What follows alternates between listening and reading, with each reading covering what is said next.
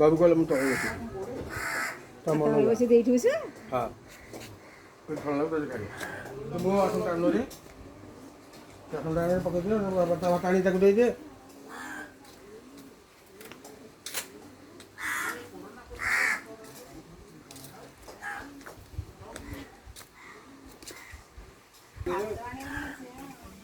ଖାଇବ କ'ଣ ଭାତ ଆଣି ବସି ପଡ଼ିବ ଗାଡ଼ିଟା ଆଣିକି ନେଇଯାଅ ହଁ ମୁଁ ଦେଇଦିଅ ଭଣ୍ଡା